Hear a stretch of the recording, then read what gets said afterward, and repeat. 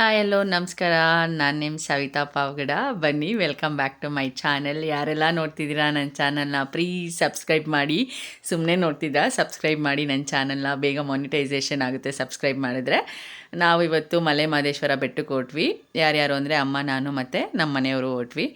ಅಮ್ಮ ಸರ್ಪ್ರೈಸಿಂಗಾಗಿ ಬ್ಯಾಂಗ್ಳೂರಿಗೆ ಬಂದುಬಿಟ್ಟಿದ್ರು, ನಂಗೆ ಗೊತ್ತೇ ಇಲ್ಲ. ನಮ್ಮ ಮನೆಯವ್ರು ಕರ್ಕೊಂಬಂದಿದ್ರು, ಡೈರೆಕ್ಟ್ ಸ್ಕೂಲ್ ಹತ್ರ ಬಂದರು. ನಾನು ಕೋಚಿಂಗ್ ಕ್ಲಾಸ್ ಮುಗಿಸಿ 5:30ಗೆ ಬರೋಷ್ಟೊತ್ತಿಗೆ ಬಂದಿದ್ರು ಅವರು ಕೂಡ. ಇನ್ನು ನಾವು ಬಂದುಬಿಟ್ಟು ಬಸ್ ಸ್ಟಾಪಿಗೆ ಸ್ಯಾಟ್ಲೈಟಿಗೆ ಹೋದ್ವಿ. ಸ್ಯಾಟ್ಲೈಟ್ ಹತ್ರ ಒಂದು 9ಗೆ ಬಸ್ ಇದೆ ಅಂದರು, ಬಟ್ ನಮಗೆ ಬಸ್ ಸಿಕ್ಕಿಲ್ಲ. ಹೋಗ್ಬಿಟ್ಟಿತ್ತು ನಾವು ಹೋಗೋಷ್ಟೊತ್ತಿಗೆ. ಮತ್ತು ಆಮೇಲಿಂದ ಬಸ್ಸಸ್ ಆಮೇಲೆ ಇಲ್ಲ, ಯಾವುದೂ ಇಲ್ಲ ಅಂದಿದ್ದಕ್ಕೆ ನೈಟೆಲ್ಲ ಸ್ಯಾಟ್ಲೈಟಲ್ಲೇ ವೆಯ್ಟ್ ಮಾಡಿದ್ವಿ.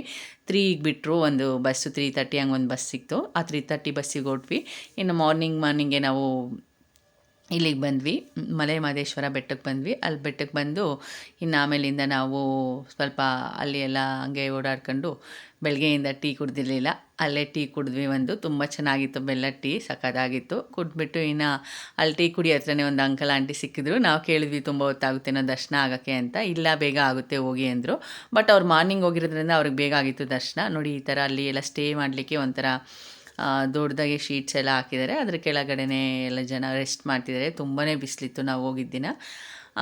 ಬೆಟ್ಟ ನೋಡಿ, ಮಲೆ ಮಹದೇಶ್ವರ ಬೆಟ್ಟ ಯಾವ ಥರ ಇದೆ ಅಂದರೆ ಕರು ಅದ್ರ ಮಿಡಲ್ಲು ಮತ್ತು ಕೆಳಗಿದೆ. ತುಂಬ ಚೆನ್ನಾಗಿದೆ ಮಾತ್ರ. ನಾನು ಫಸ್ಟ್ ಟೈಮ್ ಈ ಥರ ಇಷ್ಟೊಂದು ಘಾಟ್ ಸೆಕ್ಷನ್ ಇರೋದನ್ನು ನೋಡಿದ್ದು. ಇನ್ನು ಬೆಟ್ಟಕ್ಕೆ ಬಂದುಬಿಟ್ಟು ನಾವು ಅಲ್ಲೇ ಎಲ್ಲ ಒಂದು ಸ್ವಲ್ಪ ಸುತ್ತಾಡಿ ನೋಡಿದ್ವಿ, ಎಲ್ಲ ಹೆಂಗಿದೆ ಏನು ಕತೆ ಅಂತ. ಫಸ್ಟ್ ಟೈಮ್ ಹೋಗಿದ್ದು ನಾನು, ಮುಂಚೆ ಯಾವತ್ತೂ ಹೋಗಿರಲಿಲ್ಲ. ಅದಾದಮೇಲಿಂದ ಇನ್ನು ನಮ್ಮ ಮನೆಯವರು ಮುಂದೆ ಅಲ್ಲಿ ಎಂಟ್ರೆನ್ಸ್ ಯಾವುದಂತಲೇ ಗೊತ್ತಾಗಲಿಲ್ಲ ನಮಗೆ, ಕನ್ಫ್ಯೂಸ್ ಆಗಿಬಿಡ್ತು. ಹಿಂದೆ ಹೋಗಿ ಅಂದರೆ ಈ ಕಡೆ ಬರ್ತೀವಲ್ವ, ಅಲ್ಲಿಂದ ಹೋಗಿ ಮತ್ತು ಇಲ್ಲಿಂದ ಬಂದು ಕೊನೆಗೆ ಆಮೇಲೆ ಯಾರನ್ನೋ ಕೇಳಿದ್ವಿ ಹೆಂಗಿಂದ ಹೋಗ್ಬೇಕಂತ. ಅವರು ಗೈಡ್ ಮಾಡಿದ್ರು, ಹಿಂಗಿಂದ ಹೋಗಿ ಕಾಣಿಸುತ್ತೆ ಅಂತ. ಅಲ್ಲಿಂದ ನಾವಿನ್ನು ಹೊರಟು ಇನ್ನು ನಾವು ಸ್ವಲ್ಪ ದೇವಸ್ಥಾನದ ಏನಾದರೂ ಪೂಜೆ ಸಾಮಾನು ಬೇಕಾಗಿರೋದನ್ನ ಎತ್ಕೊಂಡು ಹೊರಟೋದ್ವಿ ನಾವು. ತುಂಬ ಚೆನ್ನಾಗಿದೆ, ಬಟ್ ಏನಂದರೆ ತುಂಬಾ ರಶ್ ಇತ್ತು.